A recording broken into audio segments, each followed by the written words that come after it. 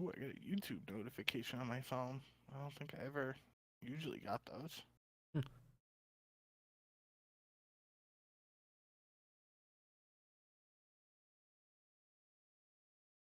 All right, testing 1 2 3 1 2 3. Testing 1 2 3 1 2 3.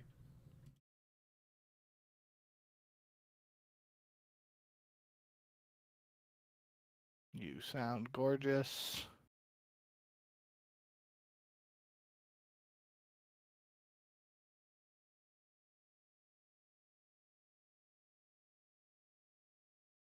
And we're good on YouTube.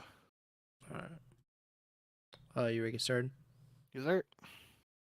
Hello and welcome to episode 207 of the Ego Chall Podcast. My name is Preston Byers, and as always, I'm joined by my co-host Justin Binkowski.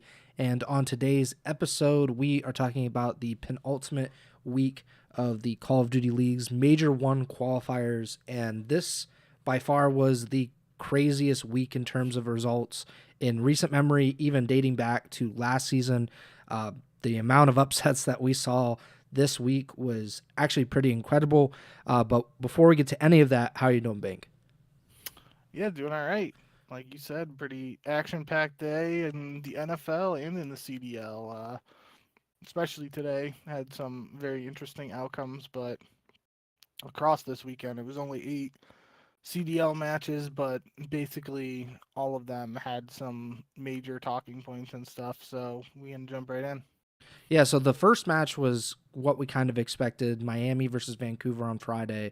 Miami 3-0s the Surge, which is, maybe we didn't expect a 3-0 necessarily, just considering Miami had looked down, Vancouver won their first match of the season last week, but this is kind of what you would expect of these rosters coming into the season. And Miami takes care of business. They win 3-0. Any surprises or any kind of standout moments for you in the Heretics 3-0 win? Yeah, I mean the standout moments. It was just all super in this series. He literally put the team on his back and basically all three maps, but especially in the map three control, he had a 1v3 in the overtime to seal the 3-0 sweep. He had another 1v3 to kick off the search, and he was shooting some bodies too, showing some love to the Surge boys. I can't remember. I think it was TJ or Gwen, one of them. Um, and in the map one, I'm pretty sure he led the lobby with 24 kills, went 24 and 14. So really super. Just had a bit of a takeover series, and it was pretty. I'm not really sure how I would characterize it, but I mean a 1.4 is a 1.4, but it just looks a little weird because the numbers are lower just in terms of interactions because it was only a 3 game series, but it's still 1.4. Still impressive showing out of him, and even shout out Trakes too. Trakes had 2 pretty good performances in the respawns. Metals had a 10 bomb. In the search to go alongside the Super's 11, so pretty solid all around performance from the Heretics. I mean, when Rancor is able to just have his feet kicked up and dropping a .94 and still getting the win, that's got to feel good for him. After him having to do the opposite a couple times last year, putting the team on his back. So. Yeah, I think you summed it up pretty well before all that. Just heading into this series, especially after Vancouver getting that win to get them on the board last week. We weren't necessarily totally sure what to expect. I don't think I was expecting a 3-0 either. I definitely was expecting Miami to win this one, but I think this was um, a little bit more of what we can expect to see from Miami against teams that on paper or in theory are below them in the standings. They took care of business, and got a big win for them in the standings. We've already noted enough times like how they started off the year and a little bit on the back foot because of visa stuff and all that. So important win to kick off an important week for them here. Yeah, and I just want to kind of back you up on the Trakes front. I think this was probably his best series of the season to this point, which, is not saying a ton because this should be the team that you get your best series against. But, I don't think it should be taken for granted that he dropped a 1.2 in this series. Like you said, the Overload was definitely his best map, but he had pretty rough spots against some of the top teams, Toronto and OpTic, to start the year, which are, again, two of the 4 or 5 best teams. I guess we'll get to that in a little bit. But he's looked better over the past few matches, but this was certainly his best performance, and this was Miami's best performance in terms of the dominance and just a decisive win, because before this they went to 3 game 5s. The first 3 matches of the season were game 5s. They won against C9, lost to OpTic and Toronto, and then they beat Carolina, or they lost to Carolina 3-1. So certainly just a standout performance from Super, but that's something that we've come to expect of him over the last year. But for Trakes, I think it was pretty big. I'm sure just from a confidence perspective, to have a big series and not to struggle and kind of be looked at as kind of the low point on your team. So big win for Miami, kind of what you expect from Vancouver after a 1-win week last week. And then the next match of the weekend started this run of upsets involving some of the top teams in the CDL. We had the Riyadh Falcons versus the Paris Gentlemates. We both picked Paris, as we have, I think, picked Paris pretty much in every match so far this season. And the first map looked exactly like what we expect of one of the best teams in the league, 250 to 55 on exposure hardpoint. It was just, Neptune just absolutely destroyed everybody.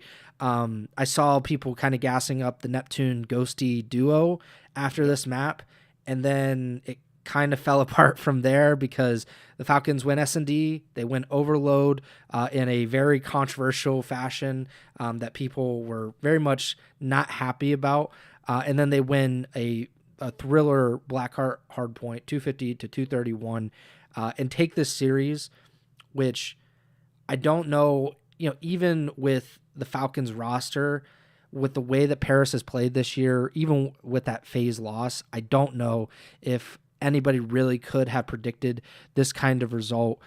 What does this say about both of these teams? Obviously, the Falcons were, they have this incredible and very talented roster, but they looked very shaky to start the season. Paris, the complete opposite. They looked very dominant to start the season. Is there any kind of change of opinion on your side about either of these teams now? I don't know necessarily about a change in opinion. I definitely, there's a lot to break down with the series. I'll try to be as concise as possible, but I think in generalities or just overall, the big talking point I've brought up in the past with the Falcons in particular was just like breaking down their schedule as playing those top teams early on, not finding success playing those middle of the pack or lower teams after that, and finding success. This was going to be their first real test again against a quote unquote top team, and they showed up. And Gentlemates, on the other hand, again, talking in generalities here, this is 2 matches in a row now where they just didn't look like that dominant Gentlemates team that we saw at the start of the year.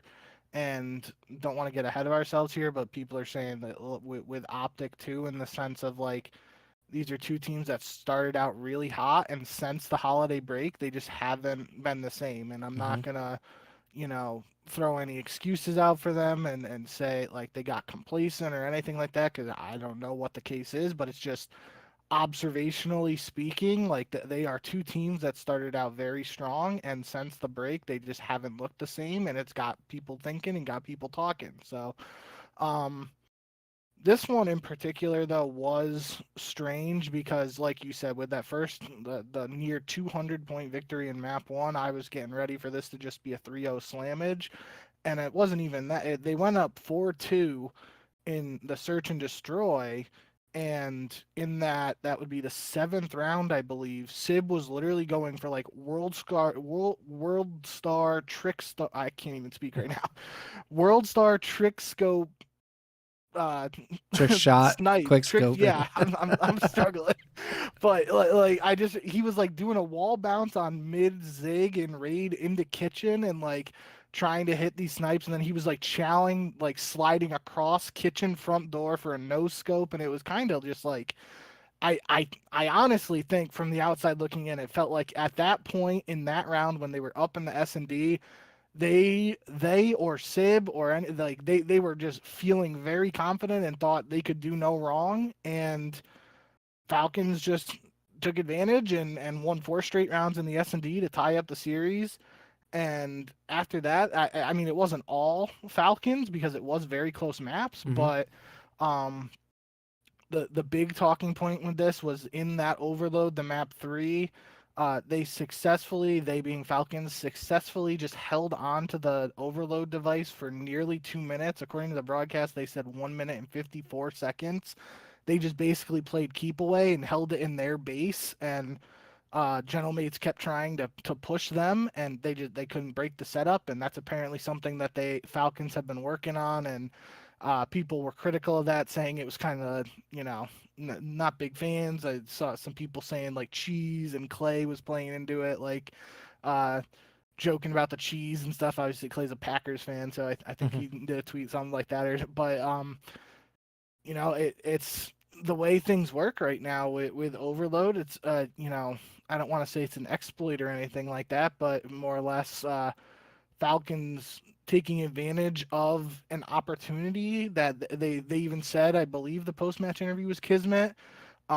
They said it's something they've practiced and they've worked on, and they were able to pull it off to perfection, and Gentlemates didn't have an answer for it. So it wasn't the most exciting gameplay to see, especially for that new mode, which is something that is still being talked about in the community about how people feel about it, and in terms of being like a permanent fixture in the CDL going forward, all that yada yada. This was definitely, if there's like a meeting or something where you're trying to vote on whether Overload stays for next year or not, this isn't going to be like the poster child gameplay that's showcased for it. It would probably, unless some of the rules change or something like that, like it's probably a case for Overload to not be in the next game. But that's a topic for much later in the year. But nonetheless, you can't fault Falcons for playing the ball the way it lies, and they just showcased one way to win Overload that nobody's really seen yet. Even if it has been worked on by Falcons in practice and stuff, we just haven't seen this in the CDL to date. So it was definitely interesting, and it will be interesting to see if other teams start to work on this, and then that would lead to more discussions about Overload. I feel like 'cause if we see this more frequently, then people will most likely get bored of Overload and this specific style of play, and it could lead to some changes, or maybe like you can't hold the ball without scoring it for X amount of time, Yeah. or something like that. I don't know, yada yada.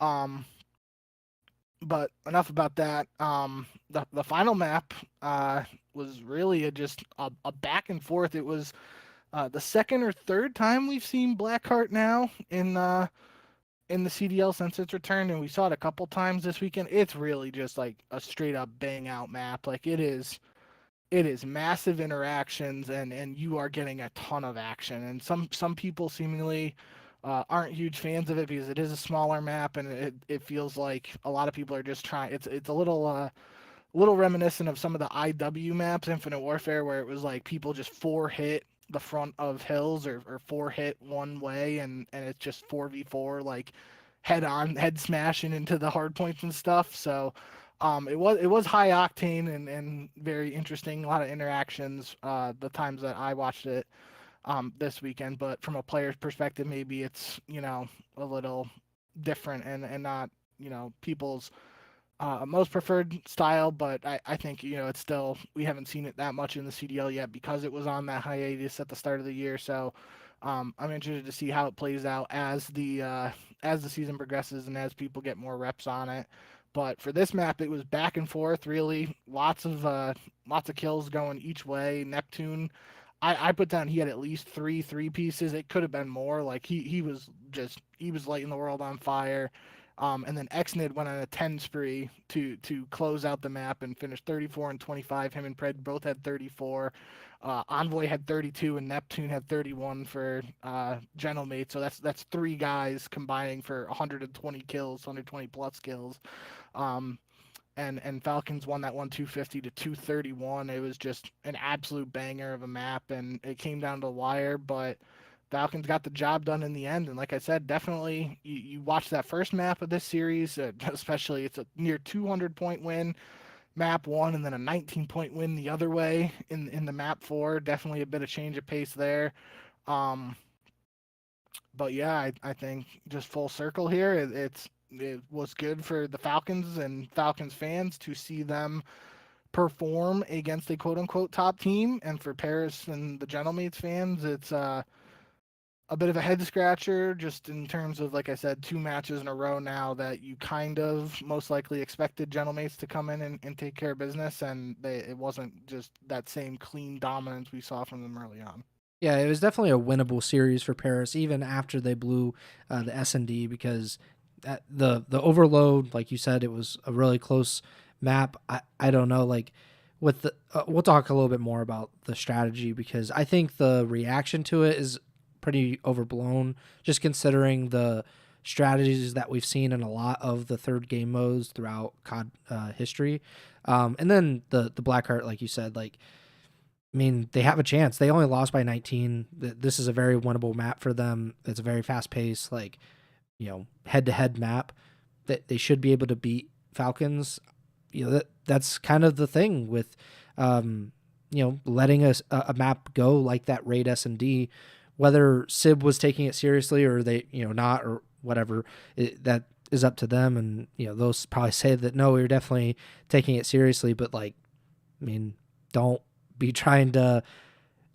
underestimate a team like Falcons. I could understand a little bit if this was the Falcons at the beginning of last season, where it's like guys that definitely should not be in the CDL.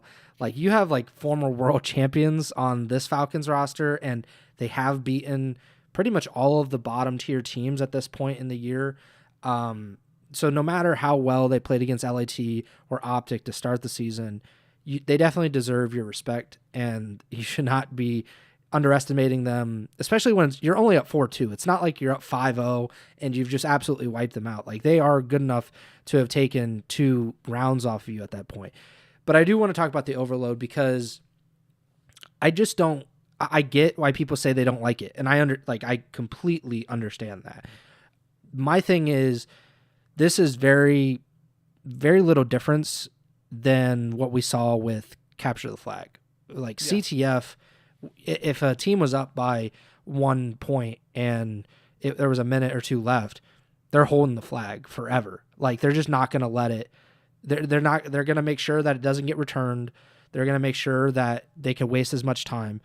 So I don't really see a big difference in this than CTF, which obviously that was kind of a reason why CTF lost a lot of favor in the COD community, was, tight games just turn into, like, let's just run out the clock. It's basically basketball without a shot clock, which, just is kind of a horrible experience as someone who covers high school basketball in a state without a shot clock.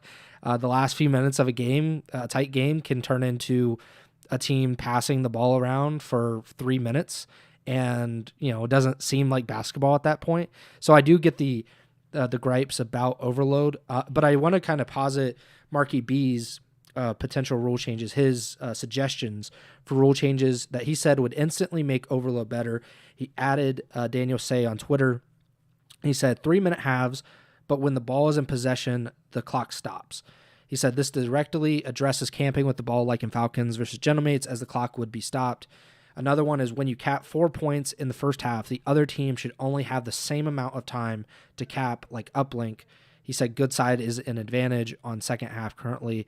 And then he said overtime should just be CTF stopwatch rules, which basically means that whoever, you cap it in a minute, you have to do it in a minute or less on the other side. So, or the other team has to do it a minute or less.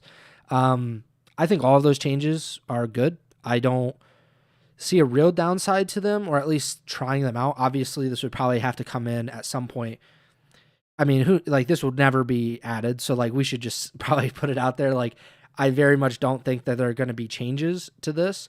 I just don't believe the CDL is very flexible with some of these things, especially because that's just how the CDL kind of works with this, or maybe it'll just take a really long time. But I think that starting with the Major 2 qualifiers, these rules should come in to just see if it actually makes a difference. There are a lot of online matches, as we have said multiple times. Each team plays 11 online qualifiers in Major 2. That gives you a ton of data points, basically, to pull from that the CDL can look from those. I don't even know what the math is on that, but with all 12 teams playing 11 matches, some of them against each other, that's dozens of matches, more online matches than you would get in any other major qualifier. And that just gives you a lot of data to kind of look at and see, does this actually make a difference? Has it made a more entertaining product? Does it make it more competitive for the players? I would like to get your thoughts on this, though. What do you think of these prospective rule changes that Marky B is suggesting? Yeah, I definitely think that this is something that would most likely be tested in ranked play first. Like we kind of saw that last year a little bit. Obviously this year with ranked play not out yet, that's a little bit harder. So I'm not sure if that's something that the devs or CDL would be able to work on. But the one thing about Overload, again, I haven't played it from a competitive perspective at all, and I barely even played it in pubs, to be honest. But um, the one thing that like the random number of 8, just like be like 8 is just the max number of caps you can have in a game, and that just feels like a random number. And it's like at 4 caps and a half, the game is over if it's in the first half.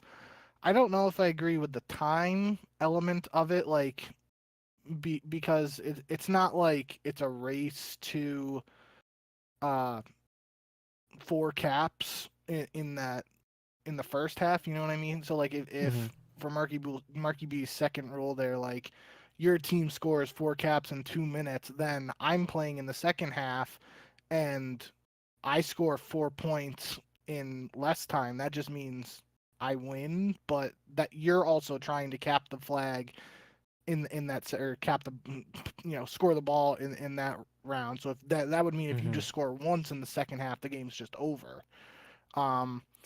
So definitely some weird things they'd have to work out there, but I think the like the golden goal or whatever, that system for overtime is better than this. Like it's basically just like a round 11 S&D for OT at this point right now, and we saw it a little bit in the Heretics Surge match in where Super got the 1v3, but like both teams like kind of just didn't move for like a minute. They were like they didn't want to make that first mistake and put their team in a man disadvantage, and that was kind of more TDM-esque. So I think a golden goal, like stopwatch style thing for OT, I'm definitely a fan of. I think that would be more interesting than playing like for lives or something like that, and it would emphasize the objective a little bit more.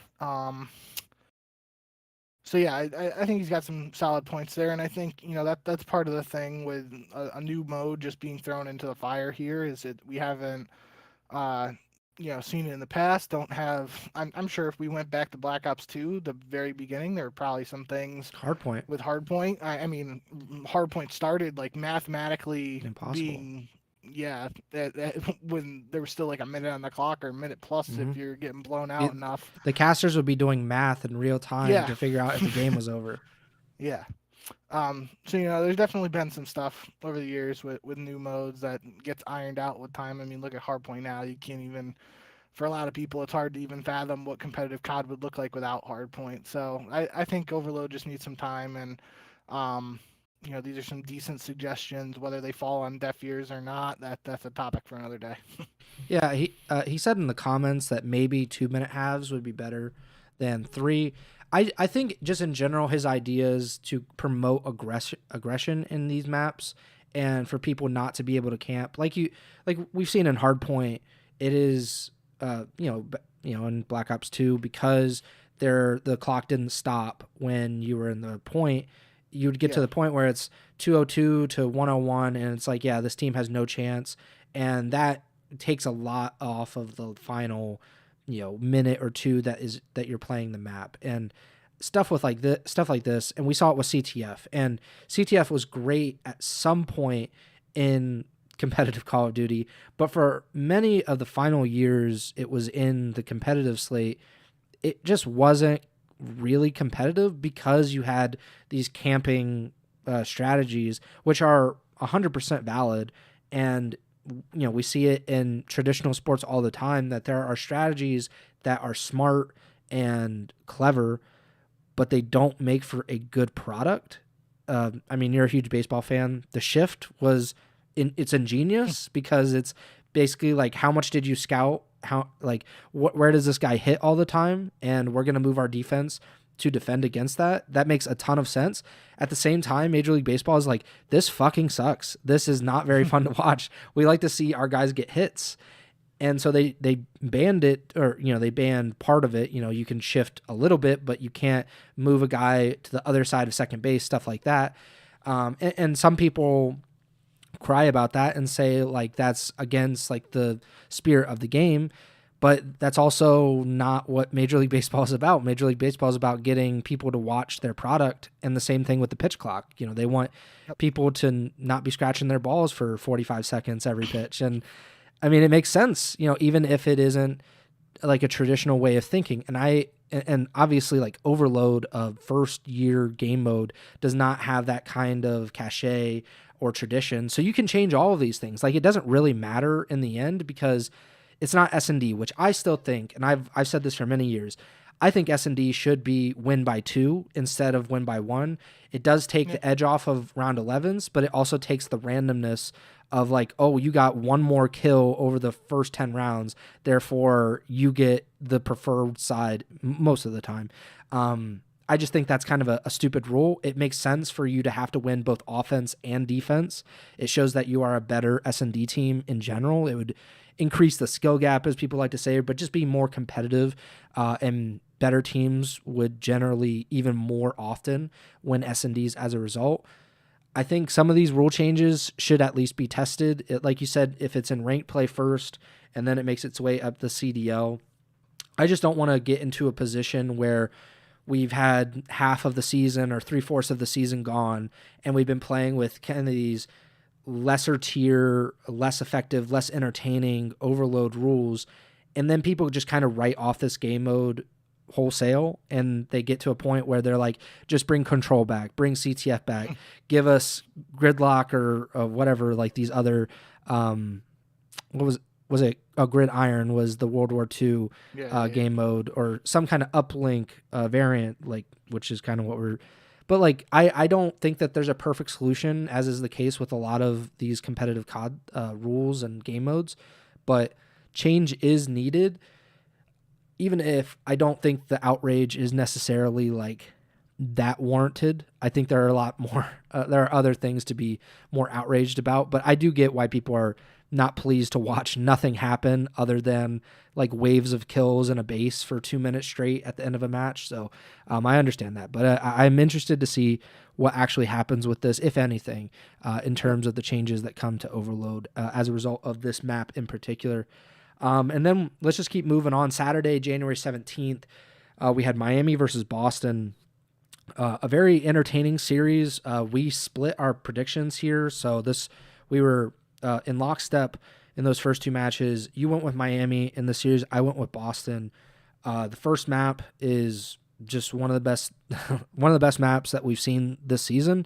Miami ends up winning it 250, 248. They come back to win map 1. Then Boston wins map 2. Nasty has an incredible map, Scar S&D. Miami wins map 3 in Overload, and then they win the fourth map as well. The Cami Purge duo did not have a great fourth map, 28 and 60 combined between the two. But you predicted this. What did you think of Miami's win here? And obviously, because they won on Friday as well, a 2-0 week from the Heretics.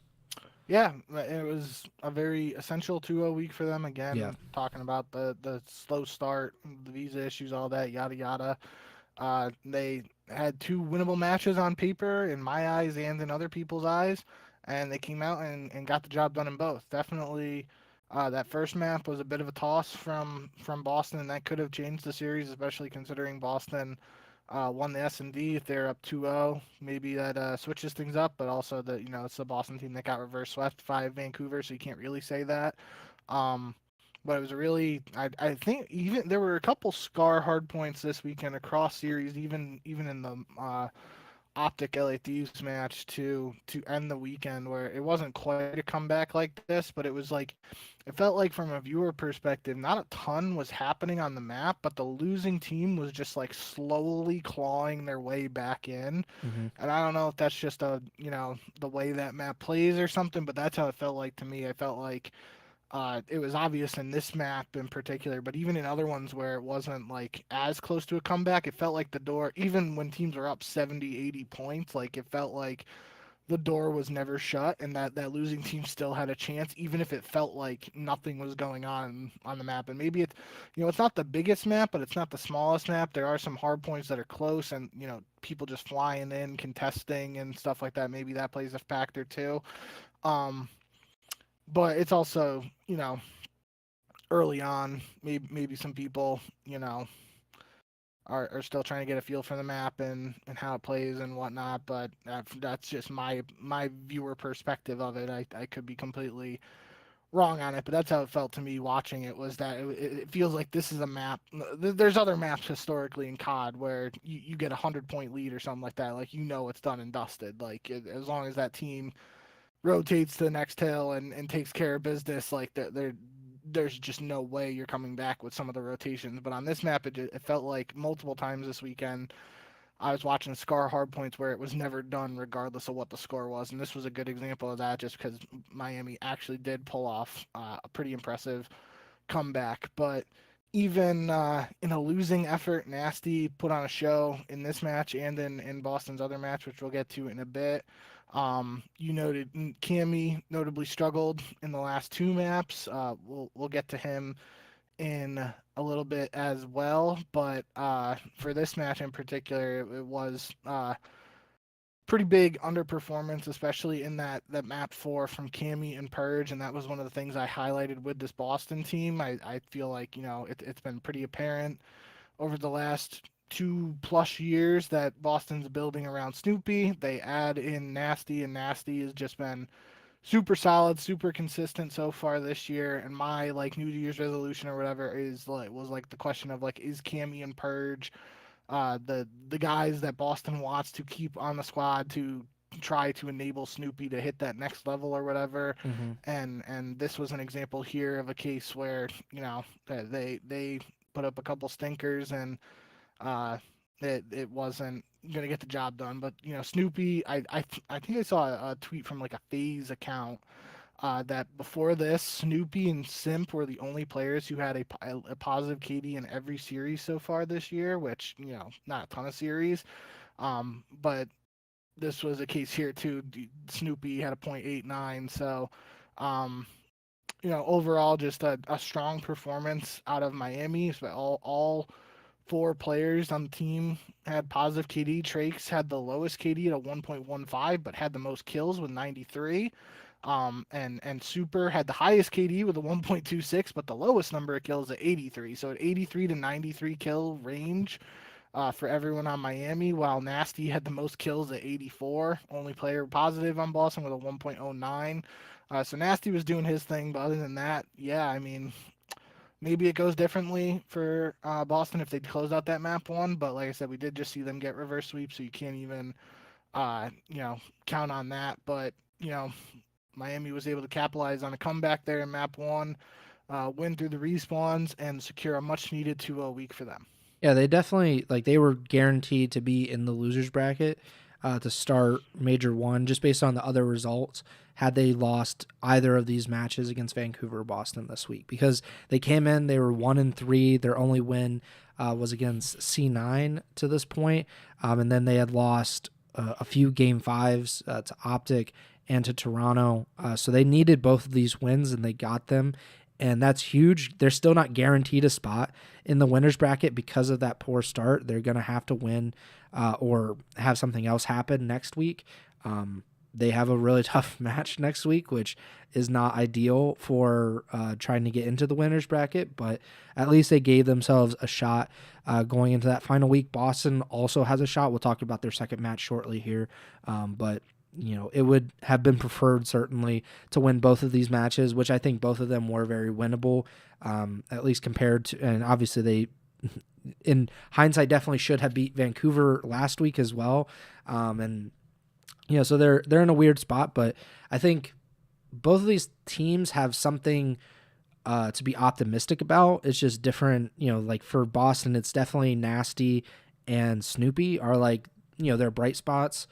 And it's just like, can we get Cammy and Purge or one of them to just step up for a map and then the other steps up for another map? Can they both, like when they're both performing well, this team is really hard to beat at times. It's just that is not a very consistent thing for them. And it turns out something like this where they go 28-60 in map 4 and they only lose by 74. So this wasn't a 100-point club, but considering those stat lines, you definitely would think that they got absolutely just demolished and rolled off the map. So very interested final week. We will obviously talk about more about Boston in just a few minutes. Next up, we have Toronto versus Carolina. This continued this trend of, I would consider an upset. Obviously, Carolina is different. I don't know how to say it. Like, Exceed is in the running at this point. If this continues, he's in the running for most valuable player because this is the Neptune effect. Hey, like, they just beat one of the top 4 teams in the league 3-1. So they beat Carolina beats Toronto 3-1 in this series. They lose the opening hard point, as has been kind of a tradition for this week. And then they win a round 11 S&D, 3-1 overload, and then 250-152 Blackheart hard point. And this kind of changes everything for Carolina. This was a team that, at least through the first few weeks, kind of looked dead in the water to an extent. They lost to Boston in the opener. They got swept by the Falcons, who had gone 0-2 in the first week. Then they make this roster change during the break or later in the break. Since then, they have beaten Miami 3-1, Minnesota 3-2, and now Toronto 3-1. That is just incredibly impressive. That puts them in a position to get into the winner's bracket, which I did not think was really going to be in the cards, considering how poorly they started and the schedule that they had the rest of the way. How much of this is Carolina overperforming according to expectations? Was this a letdown for Toronto? What was kind of your read on this series? I think it's fair to say it's a little bit of both, but I mean, hats off to Carolina, 3-0 now since the roster change.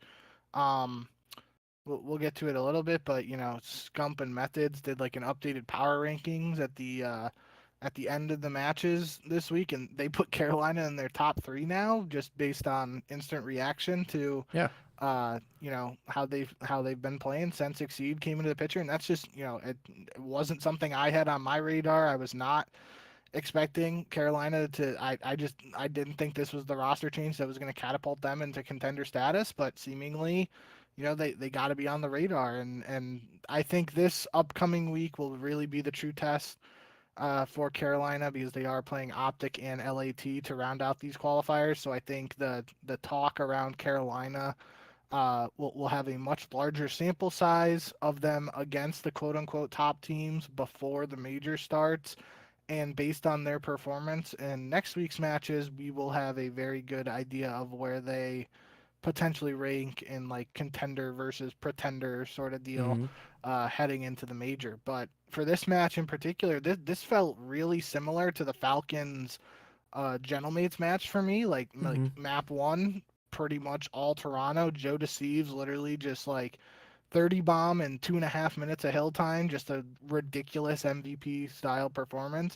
That's what I was laughing at, by the way, when you said, in my head, when you were talking about Exceed, I was thinking like comeback player of the year, and then you dropped the MVP, and I'm like, I mean, I guess it makes sense, but that's not where my head was at, so it caught me a little off guard. But yeah, after the map 1 for Toronto, it's a close S&D, comes down to a 6-5. Shout out Craze.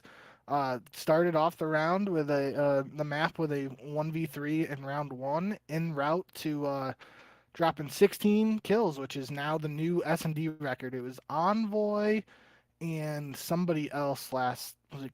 No, I don't remember who. Was it Mamba? I'm not remember. There 2 people dropped 4. No, I think it was Joe actually. two people dropped 14 last week, I know, and that was the record. And so now 16 is the record for Black Ops 7 S&D in the CDL.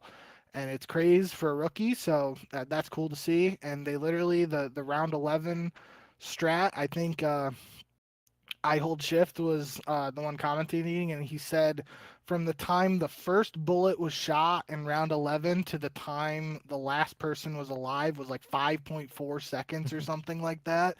It was just like they hit out mid and they fried everybody quickly. It was absolutely insane round 11 call, like just not something I would expect from a team like Carolina that has like, it's got the rookies, but it also like the quote unquote vets aren't like, true vets. Like, Nero and Exceed have been around a while, but I don't consider them like vets. This is the Mac thing that I've said for a while when people started Yeah. calling Mac a vet, and I was like, I'm not there with Mac yet, but that's more of a me thing than anything. But yeah, I mean, that's something. I mean, especially Carolina has Slasher in the roster. Like Slasher's going to be like, okay, everyone chill out, hold your lanes, and we're going to work a pick. And that's most likely what Slasher would have called. But then we get this new Carolina team. They're ready to chow, and they're just running at the other team. And I think maybe that's like a really good example breaking down like the stylistic difference since the roster change and potentially why Carolina has seen so much success.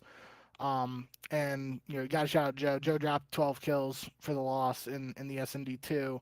But then we go to map 3, 3-1 for Carolina with Nero and Exceed. The SMGs turned ARs, both dropping 30. Joe drops 33 again for the loss. And then Blackheart Hardpoint, almost a 100-point win for Carolina, where Joe drops 30 for the loss. So pretty strong performance out of Joe, all things considered. But yeah, for Carolina, I think the only thing to say right now is they're looking legit since the roster change, and you can't really question that at this point because they're undefeated. But like I said before talking about them, next week is a really big test for them, and I'm excited to see how they perform against those teams. I just love this idea that really Exceed put into the world that a player like Slasher can hold a team back because he's not young enough, hip enough, up on the or flexible enough is probably the best word to put it, to allow the players that aren't like him or didn't come up with him to play the way that they want to play. Whereas Exceed, at least in these matches, he fits perfectly with the team. And that's a weird thing to say because Exceed has never been like the 2 times he's been in the CDL.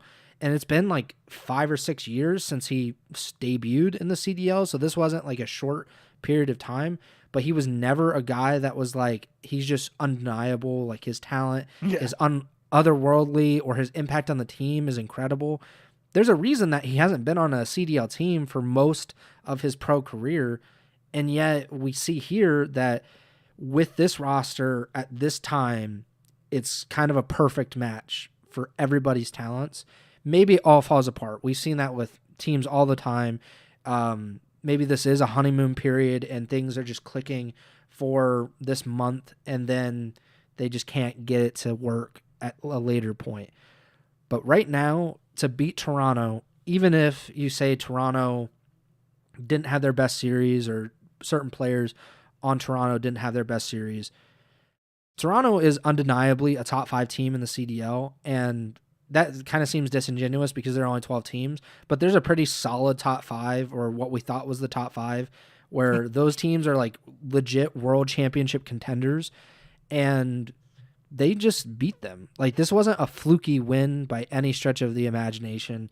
They just beat them, and that's why I say Exceed for MVP. I don't know if he's the front runner necessarily, but like if this continues where they're able to be kind of like a top 5 or 6 team, that's kind of crazy, especially considering, I've always said it, when you get a chance to see the impact of one player versus another, that changes my opinion on MVP. That's why I pushed for Neptune to be considered for MVP last year, because we saw what Vancouver was before Neptune and then what they were after Neptune.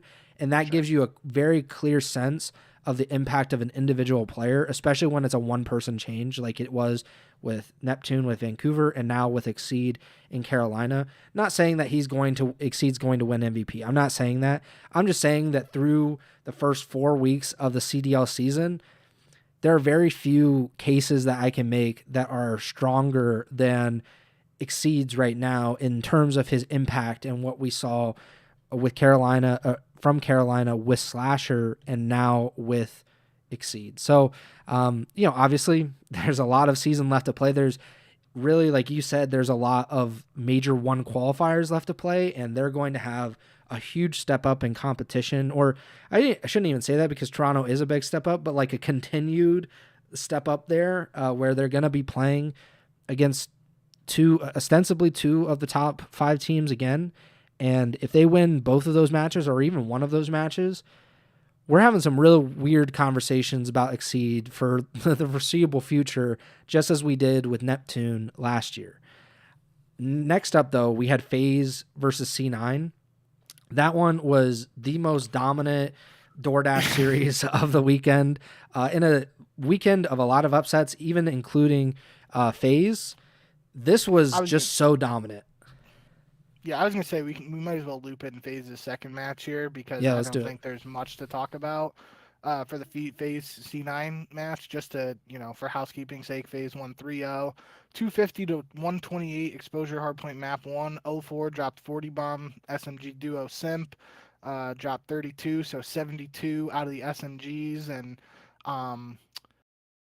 where they were Chance and Miles were broadcasting this. I think Chance called them the twin terrors now instead of the tiny terrors because like people call 04 twin or Bose started that, I think, because Bose and 04 look alike a little bit. And then Colossus S&D Draza dropping chopsticks 11-3 for a 6-2 victory. Exposure Overload 8-1. I think Paris had an 8-point gain at some point during these qualifiers, but if they didn't, this was like one of the first 8-point wins, or if not one of the first couple this year. And Abuza with a 2 KD, 30 and 14. Just absolute dominance out of FaZe, which makes this next match that happened today against G2 even more confusing. Going into that Cloud9 match, we talked about it being like FaZe's easiest match because they had such a daunting strength of schedule early on against all the other quote unquote top teams. Then they go in today against a G2 team, which, during the preseason, some people had placed higher than other people originally anticipated, but they weren't, necessarily in the top half of rankings. They were probably around that 6 to 8 spot at highest in many people's eyes. And they quite frankly just like stole a win here, and it's one of those wins for G2 that it might not even change much for them because they might most likely are still looking at a loser's bracket spot unless some stuff goes their way with tiebreakers and whatnot. But it's really just one of those that's a bit more of a head scratcher than anything else. Like I'm just confused how FaZe even let this happen. But it's another example, again, mirrors the Gentlemates loss and Toronto loss that we've talked about, where FaZe, the team you expect to win, wins map 1, and then the other team comes out and wins the next 3, and it's not like blowouts. It was another round 11 in the search, 2-1 in the overload, and then a 50-point game in Colossus hardpoint map 4. Abuza most notably played pretty well throughout the entire series, including a sniper ace and dropped 13 kills in the S&D. Simp uncharacteristically dropped a breadstick in map 1. I'm pretty confident in saying you could probably go back over the years, and this would you could probably count on both hands the number of times that Simp has dropped a donut or a breadstick in S&D over the years. So pretty uncharacteristic performance out of him, but I'm not gonna put the blame on him for the whole series here and just that one map. It's I guess it happens. Just I don't think it's happened that much with Simp over the years. The only things that were really going through my mind after this series concluded, it felt like to me that this may have been a case where FaZe were potentially testing out some maps that they haven't played, and this was more of like a feel thing for me than like an actual like looking at the maps they've played so far this year. And obviously Blackheart could be a part of that just because it wasn't a part of the rotation early on. But this is something historically FaZe have been one of the teams when they've had these online matches later in the season. They have been one of the teams that's more willing to test some of the maps in the map pool more than other teams, whereas other teams would just continue to play their best maps. FaZe have always historically been more willing to try some of the different maps. I just feel like this would be very early for that to be the case here. But like I also said, they've played already the top teams and they seemingly are locked into a winner's bracket spot. So maybe that's just something. Again, not sure if this is true. That's just something that popped into my head when I was watching it and seeing the maps unfold. And the biggest thing that had me thinking this was like literally they're playing Colossus map 4 against G2, which is a map that Kremp dropped 54 kills on, and people are calling it Kremp Losses. So it's obviously, whether it's a meme or serious, it's at least like noteworthy enough to the point where like people in the community are talking about it being a good map for G2. If FaZe were, again, don't know how the vetoes are go, and I trust FaZe's coaching staff, but it feels like that would have been one maybe they veto unless they were just like more willing to just straight up chow G2 on it and be like, yeah, we want to get this rep on this and see if we can hang with a team that's, early on looking like they're pretty strong at this individual map. Outside of that was the big thing that really got me thinking about this. The only other thing that this result in particular got me thinking of, and I guess maybe in conjunction with some of these other matches we talked about, like Paris versus Falcons and Carolina versus Toronto, is maybe Black Ops 7 is going to be one of those years. We talked about it historically with Vanguard, where it felt like a lot of stuff for some teams was very coin flippy, and it was most likely, or most frequently, we talked about it with, it would have been Seattle Surge at the time, Pred, Sib, Mac, and Accuracy. We always talked about like you got to flip a coin on the day before they play, and depending on how it lands, they're either gonna light the world on fire or you just didn't know what version of that team you were gonna get on a given day. And I feel like that we haven't really talked about that being the case with a game since Vanguard a ton, but maybe again this is very gut reaction to just what happened this weekend for some of these notable teams and their results. But from a small sample size we've had in Black Ops 7, it's got me thinking that might be the case this year. We'll have to see how the year plays out. This could just be a bit of an anomaly weekend, and it led to some funky results. And then, I mean, if the top teams perform on land, then this week, it'll just be a thing of the past. But yeah, I went on a bit of a rant there, but as you can see, the difference in the two FaZe matches this weekend, one was an absolute stomp that we didn't have much we needed to say, and the second one really got my head spinning and had me thinking a whole ton of things. So I'd love to hear what you have to say on the FaZe this weekend.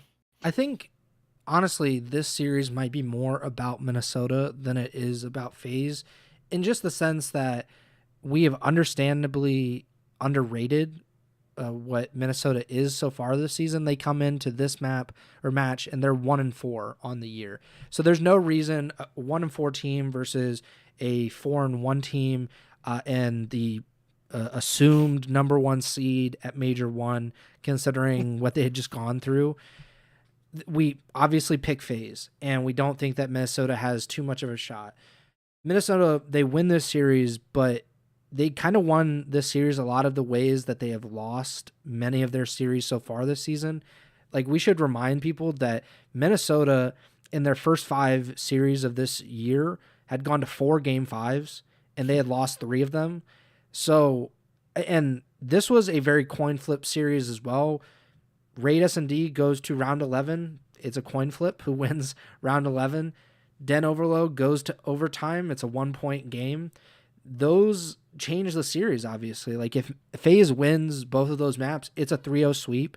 We talk about we would be sitting here being like, that was a really close series. It didn't show how close it was considering it was a sweep, but that's kind of the nature of this G2 team. And even what we saw from Minnesota last year is they went to a ton of game fives.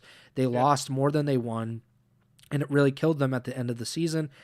To this point in the year, it has killed them again because they were 1-4 coming in, and they have very little shot to even make it to the winners bracket after beating FaZe, which just feels like ridiculous. If you had told us that Minnesota at some point in the qualifiers is going to beat FaZe, you would think that they're at least in competition or contention for the winners bracket. And, technically they have a shot, I think, still, but very, very little of a chance, especially because they're not going to be favored in next week's match when they play Toronto. So with Minnesota, I really just think it's more about them for this match in particular, not to take anything away from the performance of FaZe or to kind of give them a pass on this, because they don't deserve it. Like, when you're a top team, you should be able to beat G2 Minnesota. I really believe that. We obviously saw that OpTic beat them early in the season before the break. So before OpTic, I guess, fell apart. We'll talk about it, but it does seem like there was just a kind of a, we didn't account for Minnesota being as good as they are, even with that start or the preseason that we saw from them. They just had a really tough start to the season where they just lost these game fives, and we kind of just thought, okay, they're just not as good as we thought. And also, we should take into consideration that last week when they lost 3-2 both times, they lost to the Riyadh Falcons, who came in this week, and they beat the Paris Gentlemates. And then they also lost to the Carolina Royal Ravens, who beat Toronto this week. So maybe it was that they lost back-to-back game fives last week to teams that are surprisingly competitive, or people just didn't believe that they were competitive. That could be a part of it as well. I just think there's a lot going on. I don't think this was as simple as FaZe just underperformed, or, that they just didn't show up or anything. FaZe has had these kind of series over the years. They're not flawless by any means. Especially with this particular bunch, they lost 3-0 to LAT early in the season. And then, the next week they beat Toronto and Paris, I believe, or something along those lines. Or they beat Paris later that week, and then they beat Toronto the following week. So I really think that maybe we should be taking Minnesota more seriously. Not to say that they'll win a lot of these series, because that's just not how things have been going so far. But I don't think that it'll be just like a 3-0 stomp for them. I think they're going to give these good teams a really hard time, and maybe some series end up like this where they pull off the upset, and we're kind of talking about that really good team and being like, what's going on with them? Is there something that we need to kind of diagnose with this competitive team? And I think maybe it's just Minnesota is better than we believed going into this. And then we had not one of the most baffling results, but certainly one of the most consequential in a really long time. We talked so much about this match over the last week. And I said on the last two or three shows, what was that? You're skipping one if you're going to the last match. Oh yeah, I just saw G2 FaZe. Not the most consequential series or anything. But Sunday to start, we had C9 versus Boston. This was interesting. I mean, Boston is that's the Boston Breach, baby. This is the experience that you should come to know and love after losing to Miami, and definitely a winnable series there. They nearly just get swept in this series against C9, and they just end up winning the series regardless, and in dominant fashion over the last two maps too. They win 3-2. They reverse sweep C9 after squeaking out a Scar Overload win 4-3, and then they nearly 100-point club C9 and 6-0 them. I don't know how many 6-0s we've had this season. Not very many, and I don't know if any by the Boston Breach, but I think this is really it sums up what Boston can do these two matches this week. What did you think of this reverse sweep? So this was really the thing that stood out the most to me, and I kind of highlighted it when we were talking about the Boston Miami match, was Cammy just like turned up in this map 4 when Boston needed it most. 31-13. That's a scoreline that we saw from Cold War Cammy when he was considered one of the top 5 players in the game. That might be his best individual map he's had since that that MVP caliber season. And the next most kills in the game for the map 4 was Snoopy at 21. Nobody else had more than 20, and he just was in takeover mode in that match, and it was definitely something, like, especially again compared to some of the slaying numbers we saw from him in the first series of the week. It was a total flip of the script there, so shout out Cammy. But yeah, the last 2 maps really were pure dominance, almost 100 point club and 6-0 in the S&D. um I did think, another case of nasty just being super solid and consistent. 11 in the S&D, 33 kills in the overload win for Boston. Um, but yeah, I wasn't expecting a reverse sweep here, and especially based on what we had seen previously. Um, but I guess considering Boston got reverse swept by Vancouver, then they do a reverse sweep here. It's kind of like, maybe they should have won the Vancouver series and lost this series, but just, a little bit of a flip of the script there. Um, but I do think the other side of this is the 4th Game 5 loss of the season already for Cloud9. They're 1-5 on the season, and earlier this weekend they got 3-0'd by FaZe. That 3-0, and they got 3-0'd there, and they 3-0'd the Surge. Every other series they played this year has been a 3-2 loss.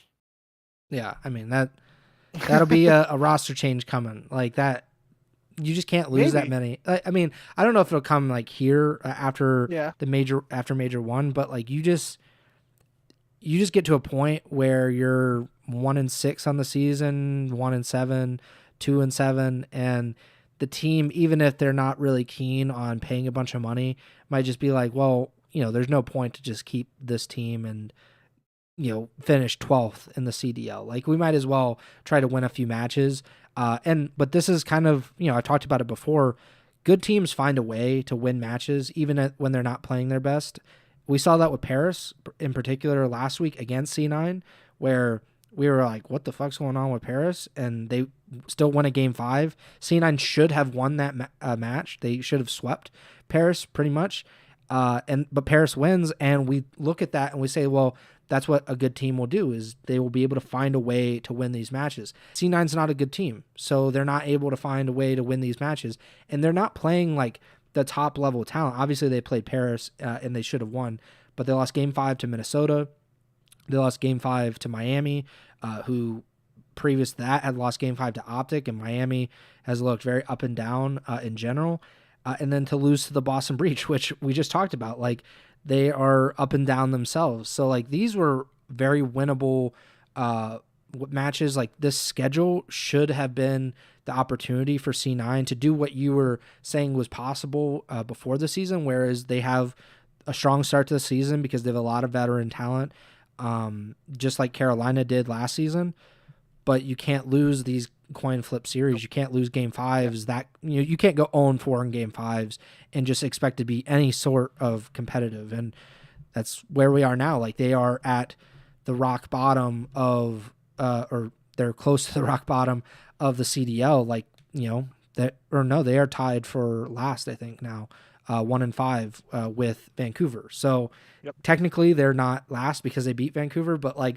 Not great company to keep, I will say, with the Surge. But that's what you expect of this roster, I should say. Like you obviously were saying that they have a chance to have this strong start, but we both said when they picked up this roster, it was like, this roster does not inspire a ton of confidence in general. And we don't think that this is this isn't even resembling a championship contending roster. So this is basically just like, can you get into the winner's bracket of majors and can you get to champs? So can you finish 8th? Right now, it does not seem like they really can, even if they're very close to winning a lot of these series. And I don't even know. I think it is too early. Like the money situation for Yeah. Cloud9 and this season aside, I don't even know what the roster move would be that could change this team. Now, granted, Exceed joining Carolina, I didn't really think that move was gonna change the move or move the needle that much.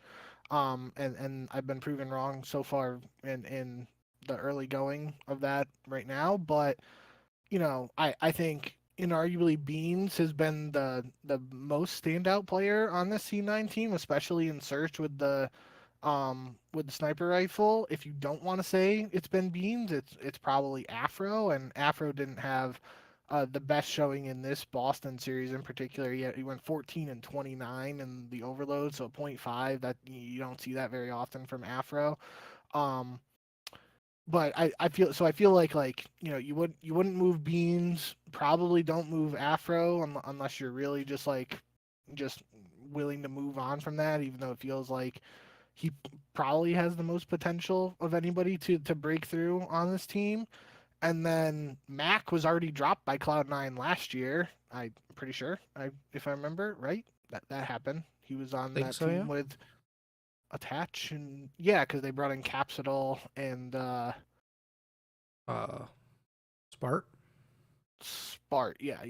I don't know why I just blanked there on that so hard. And then I was gonna say Vivid, like we've already saw just even last year and in past years what happens when you drop Vivid, like your team seemingly doesn't get better. Like Mm-hmm. whether that's actually a thing or not, it is you can debate, but yeah, I don't know what the move would be for Cloud9, even if they were to make one, but I guess that's something we'll discuss at a later day.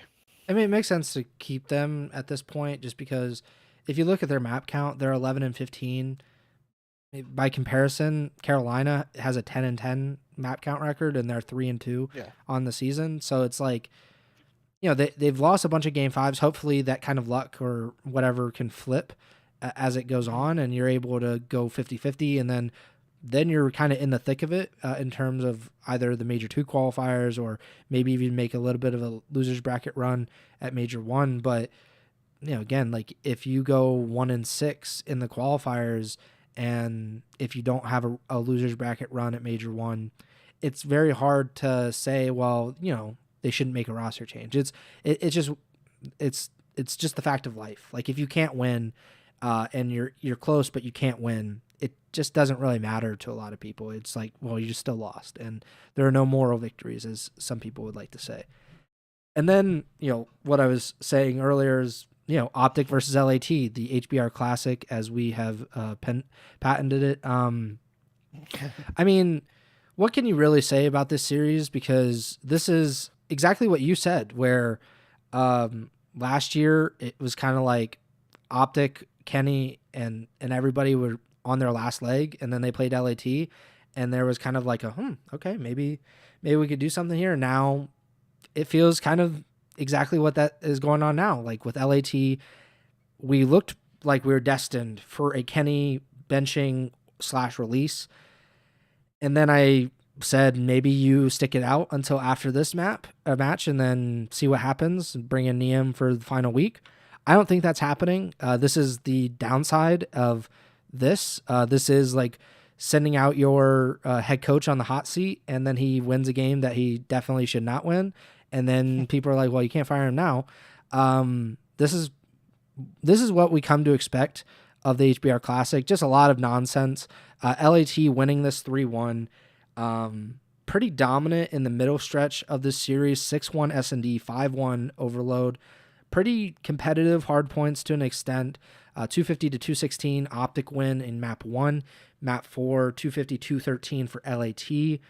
Kenny has a very good series, probably his best series of the season to this point. Oh yeah. I don't know if he had a great series against FaZe, but they pull off this win. They had lost 6 straight maps, I think, coming in, and just absolutely got rolled by Paris and Toronto, 2 of the top 5 teams. OpTic is the 2-time defending world champions, certainly one of that top 5, and they looked competitive and they beat them. And is there a roster change that you can make at this point, or is it just you're like major one or bust at this point? What do you think? Roster change for OpTic? No, I don't want to get to that point yet. I was talking for LAT, but I think, do you think OpTic makes a roster change? This is about the same point that they made last year.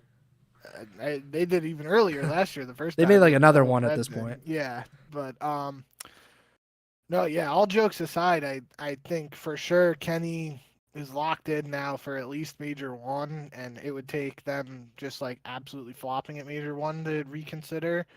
And I think you hit the nail on the head. Like this is a series like you probably didn't have a ton of expectations going in. Kenny shows up, drops most kills, 100 kills, 1.28 KD, leads the world, leads the server in every stat basically for this series, and now the narrative just completely flips. And I think part of this too is we only got to see both LAT and OpTic play one match this weekend. I'm pretty sure. Yeah, this was both of their only matches for the weekend, so it's a little bit of uh, you know, overreacting to one match, but um end of the day, yeah, this was, basically what we were kind of joking about last episode just come to reality in the sense that LAT hadn't looked good and they basically had nothing to lose in this series. They come out and just maybe had a little extra incentive to try and play well here against the quote unquote top dogs,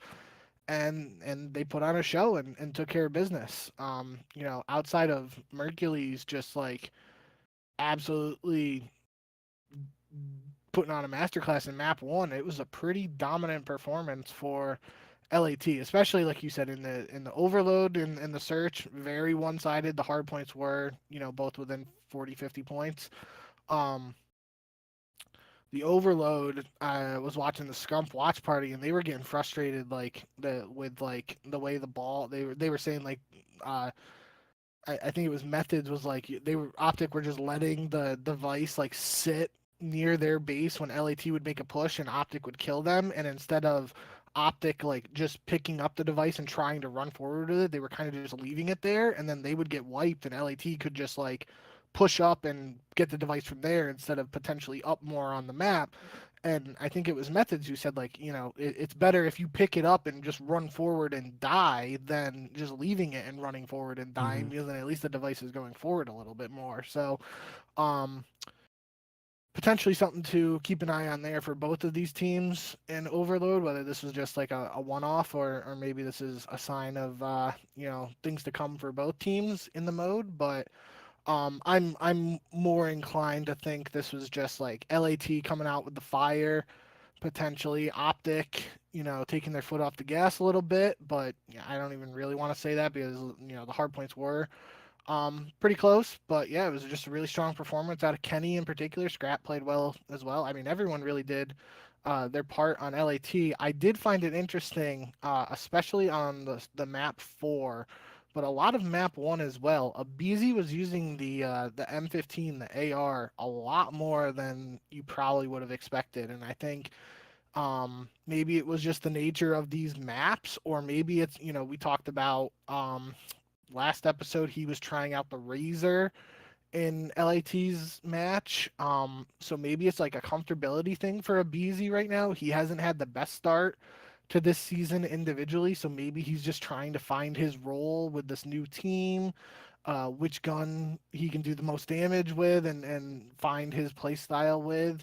But that could be an interesting development. Maybe this is something like where LAT start to play on more maps that allow Abizi to play with the AR, and they go with like 3 AR setups, and then Mm-hmm. Hydra is the lone SMG.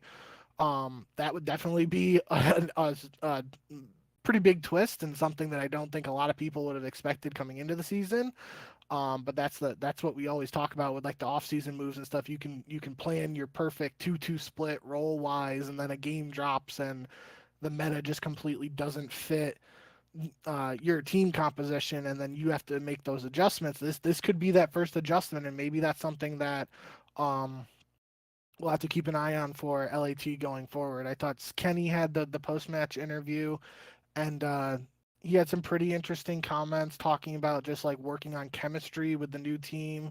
And he even mentioned something about like trying to, hang out more outside of the game and just get acclimated to each other more. So maybe this really has just been a case where we know all the talent that this team has with all the world champions and the accolades and everything like that.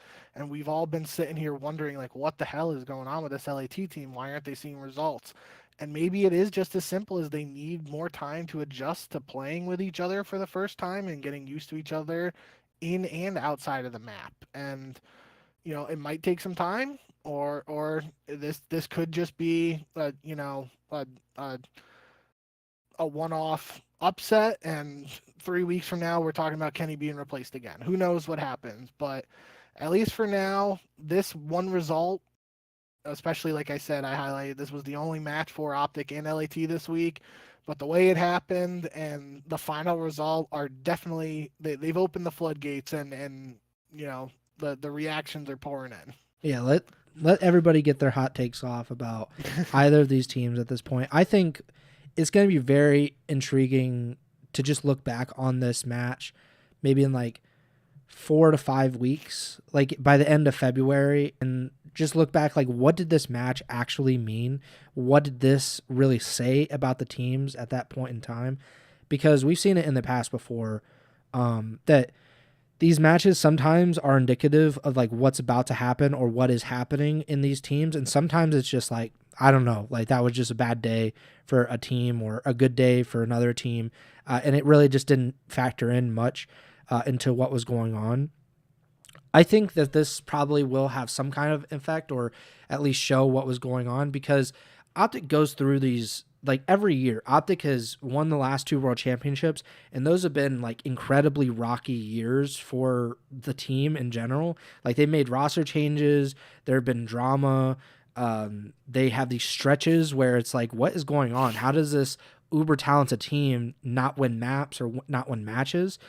So I kind of expect OpTic to go through this every year, even though I always kind of predict like, well, they're going to win this match because they're like way more talented than this other team. But this is OpTic. Like OpTic does this kind of stuff. LAT to an extent also has stretches like that. We saw it whenever Nadeshot was kind of having his meltdown, and then obviously during the end of the season last year, that was like the worst possible time to kind of crater for that team. But that's what happened. So I don't know exactly what this means or what this portends for the foreseeable future, but I have to think that LAT, it doesn't feel like to me, and maybe this is just me being a hater and not being a believer in what this roster is. I don't think this is like LAT's back. LAT is like the top dog or one of the top dogs again.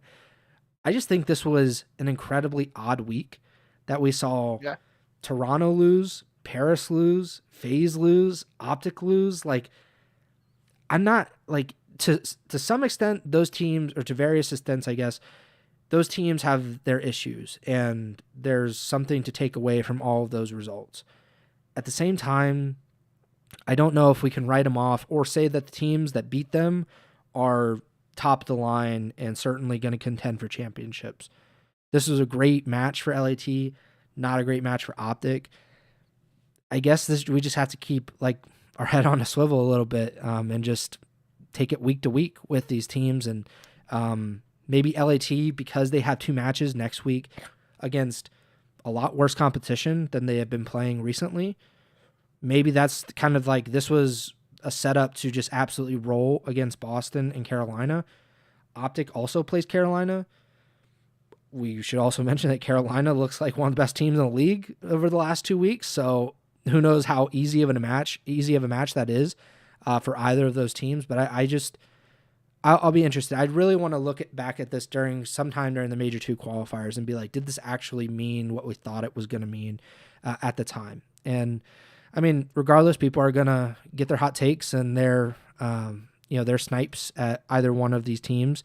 But I tend to still believe in OpTic more than LAT, even if that seems ridiculous based on the result of this match. Yeah, I think 2 quick things on this, and then I think that's pretty much everything.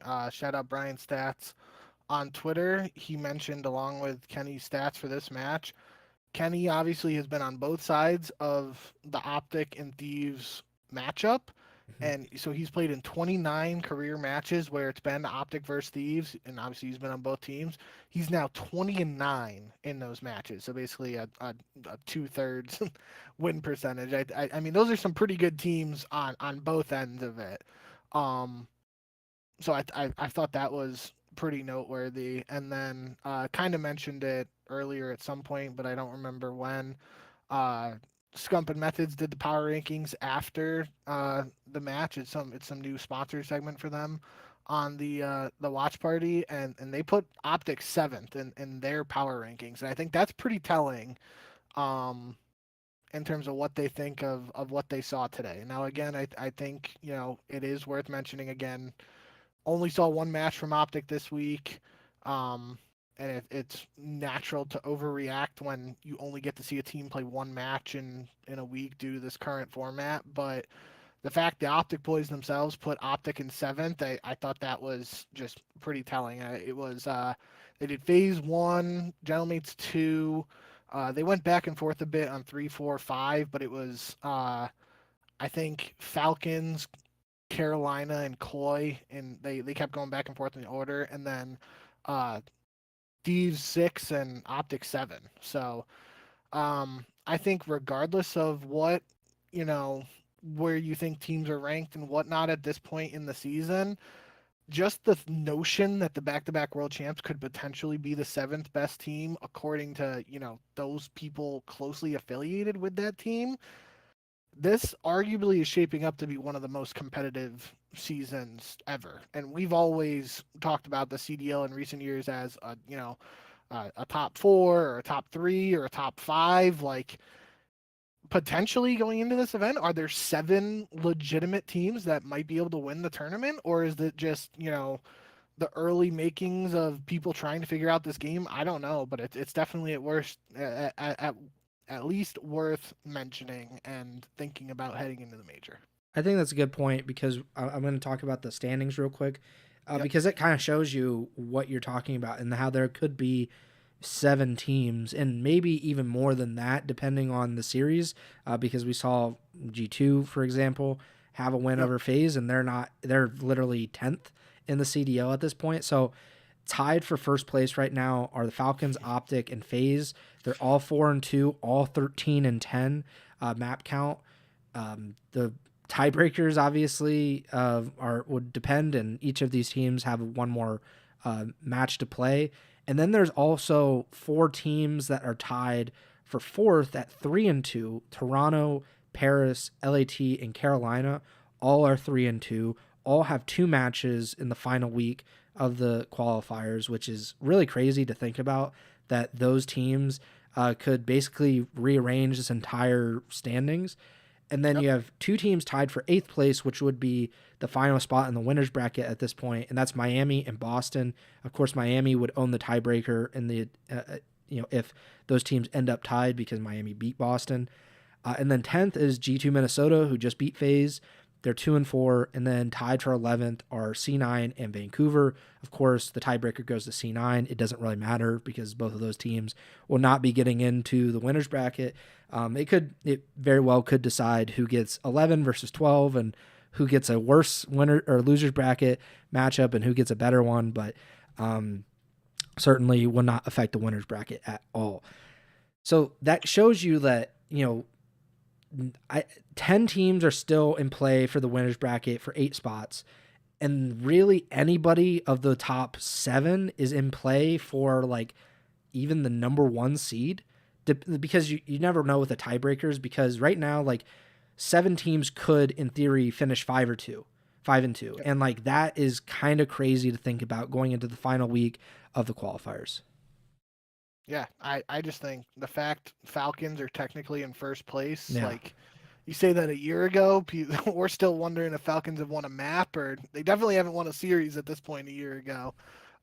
Not sure if they actually had a map win by this point last year, but pretty crazy turnaround. And I think I mean, big win for Falcons early on this week.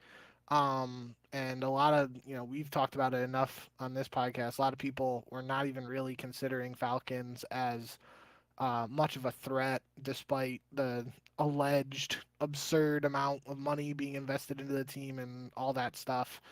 Um, they're in a pretty good position heading into Major One, but definitely, still time will tell what happens. Got a week more of matches to go. I think the big thing, we'll talk about it more on the preview show, but I have a sneaky suspicion that the first seed tiebreaker isn't going to matter much just for the simple fact FaZe plays Vancouver, but Mhm. I'm saying that after just seeing G2 beat FaZe, so who knows? I think Ultimate Chaos is all three of those teams at 4-2 win, and they all win by the same score. So all the teams have the same map count, and then we just get absurdity for the seed breakdown, and it'll be chaos. Yeah, we will see. We will talk about all the final week matches on our next show, which will likely be Tuesday, or it'll be Tuesday or Wednesday. It always just depends on the schedules. But we will be back at some point in the middle of the week to talk about all those matches, or if any news happens in between. We didn't have any news, surprisingly. Like, we had some challengers drama that we didn't get into, but we're already at an hour and a half, and a lot of it was just people kind of talking shit about each other, which is fun. If we had a boring week of matches, maybe we would have spent 30 minutes on it. But when you have a week like this, it really it doesn't make sense to spend really any time talking about it. The pick'em so far, you are 21-13. I'm 20-14 on the season. We both went 3-5. Just kind of shows you, like, we both got like 65% of our matches correct last year, and like we're already like really underperforming, especially these last few weeks. It's just a competitive league. When a league stays at 12 teams for this long, and maybe the game plays a major factor, it's almost impossible to tell. But I mean, that's just kind of what you get. And we got this incredible week of matches. We have one more week of online qualifiers before the first major of the season, which if this is what's happening online, I can only imagine what's going to happen on LAN. But we will talk about it when we get to it.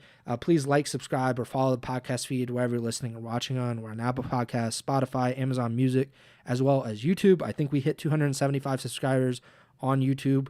So please subscribe if you can. You can also follow us on Twitch, twitch.tv/Ego Chall Podcast. We're very close to getting affiliate status on Twitch. You can also subscribe or follow Bink on Twitch, twitch.tv/jbink with 2Ks. You can follow us both on Twitter at jbink with 2Ks, at Preston Byers, in the podcast stores at Ego Chall Podcast. And we will be back at some point in the middle of the week to talk about all the matches and whatever news there is. That does it for me. Bink, take it away. Yep. Thank you guys, as always, for all the support. Definitely a very exciting and hectic week of matches. Uh, just finished up today over the last 3 days, and I'm looking forward to doing it all again next weekend, leading up to the first LAN event of the Black Ops 7 season. Going to be a banger. Can't wait. Should be plenty for us to talk about, and hope you will join us for all of that to come. But yeah, I got 10 minutes to go live on my Twitch stream to keep my streak going of streaming every day so far this year. So I am gonna quit yapping and go live over there if anybody's bored and wants to tune in. Like Preston said, twitch.tv/jbink with 2Ks. But yeah, appreciate all the support on Ego Chall Podcast 207. Just crazy that we're already over 200 episodes, but hopefully that's just the beginning, more to come. So yeah, thank you guys as always for all the support, and see you on the next one. Remember to send the chow.